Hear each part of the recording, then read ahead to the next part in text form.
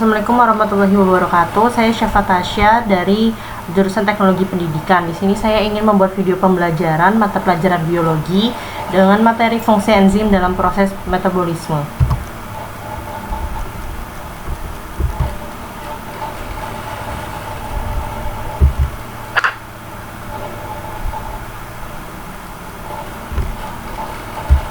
Pada kompetensi dasarnya itu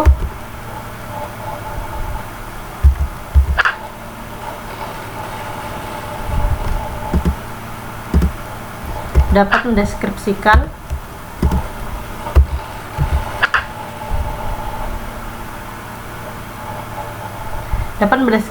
fungsi enzim dalam proses metabolisme.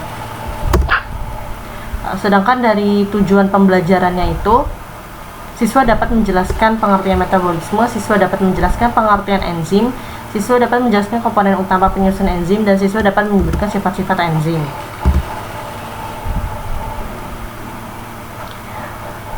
Juga menjelaskan mekanisme kerja enzim, siswa dapat menyebutkan faktor-faktor yang mempengaruhi aktivitas enzim, siswa dapat mengelompokkan enzim berdasarkan tempat kerja dan cara kerjanya, siswa dapat menjelaskan peranan enzim dalam proses metabolisme.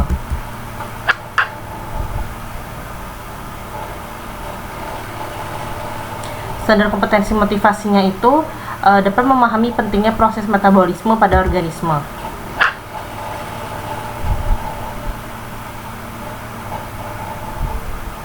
Pada peta konsepnya ini, metabolisme itu berkaitan dengan enzim. Enzim itu meliputi adanya struktur, faktor yang mempengaruhi kerja enzim, sifat, mekanisme kerja, dan pengelompokan.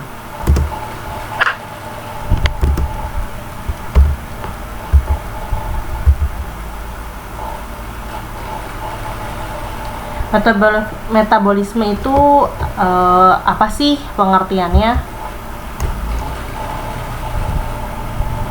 Metabolisme itu merupakan semua reaksi yang ada pada tubuh atau makhluk hidup yang terjadi atau terdiri dari anabolisme dan katabolisme. Anabolisme sendiri itu merupakan lintasan metabolisme yang menyusun beberapa senyawa organik sederhana menjadi senyawa kimia atau molekul kompleks. Proses tersebut ini membutuhkan energi dari luar, yang energi tersebut digunakan dalam reaksi dan dapat berubah menjadi energi cahaya ataupun energi kimia. Adalah lintasan metabolisme yang merobak suatu substrat kompleks molekul dan menjadi komponen penyusun sambil melepaskan energi, pada umumnya berupa ATP. Tentang enzim. Enzim sendiri itu merupakan senyawa organik yang berfungsi sebagai katalis, artinya enzim tersebut dapat mempercepat berlangsungnya suatu reaksi kimia, tetapi enzim itu sendiri tidak ikut berubah.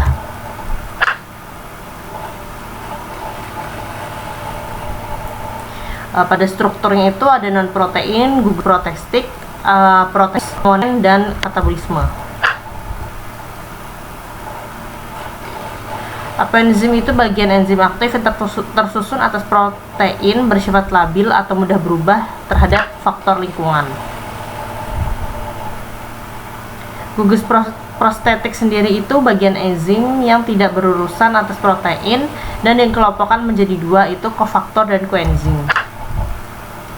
Gugus kofaktor sendiri itu merupakan komponen non-protein tersusun dari zat organik anorganik berupa logam seperti Cu, Fe, Mn, Zn, Ca, K, dan Co. Gugus koenzim sendiri itu merupakan senyawa organik non-protein dan koenzim A. Beberapa faktor yang dapat mempengaruhi kerja enzim itu apa saja sih? Faktor-faktor yang mempengaruhi kerja enzim itu ada suhu, pH asam, inhibitor, dan konsentrasi substrat. Suhu sendiri itu berkaitan dengan peningkatan suhu yang menyebabkan molekul bergerak cepat. Pada kondisi yang demikian, reaksi berlangsung cepat atau tidak berjalan sama sekali. Dengan suhu yang terlalu tinggi melampaui batas optimum akan menyebabkan enzim mengalami denaturasi. Pengaruh suhu terhadap reaksi enzimatis itu ada contohnya. Ini pada temperatur sekian dan pencapaian suhu. pH atau asam 6-8 tanpa pengecualiannya. Contohnya itu ada pada lambung manusia, pepsin akan bekerja optimum pada pH 2 dan perubahannya itu mengalami enzim denaturasi. Pengaruh pH terhadap reaksi enzimatis seperti ini. pH, sedangkan ini suhu dari enzim pada optimum pH. Inhibitor sendiri itu merupakan senyawa kimia bersifat menghambat kerja pada enzim. Jenis inhibitor itu ada dua, kompetitif dan non-kompetitif.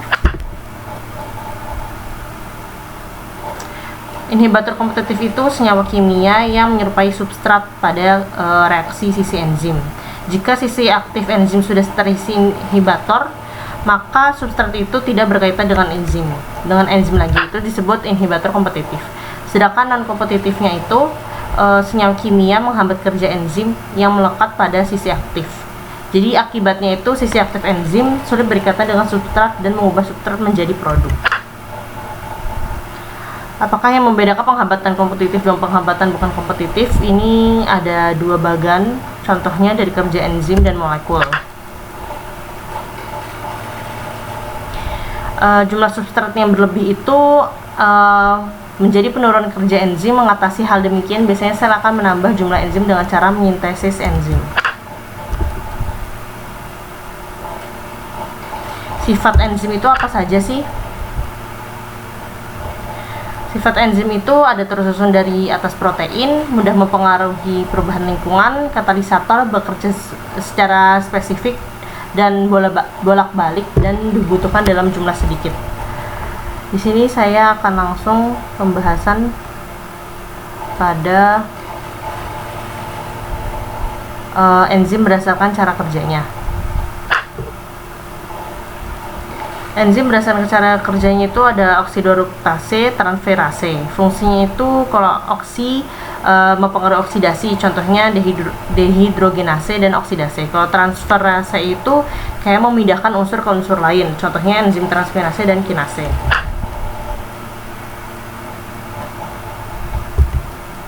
Ini hidrolase dan lisase, isomerase dan ligase dan chain atau sisi. Contohnya itu ada enzim sintetase.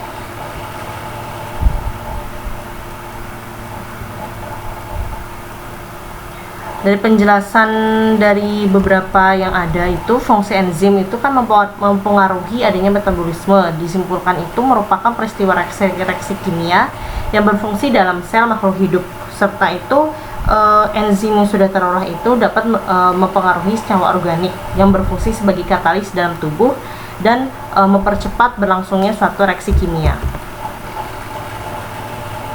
Soal dan pembahasannya itu siswa disuruh simak dan buat rangkuman dari video ini.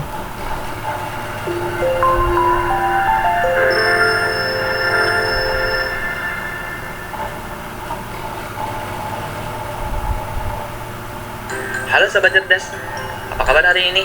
Semoga semua dalam kondisi sehat ya. Walaupun harus belajar di rumah, semangat.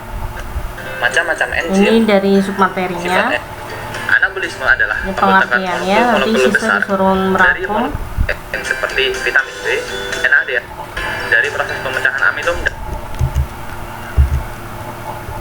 Kurang lebihnya saya mohon maaf dan terima kasih. Mungkin cukup sekian penjelasan video pembelajaran dari saya.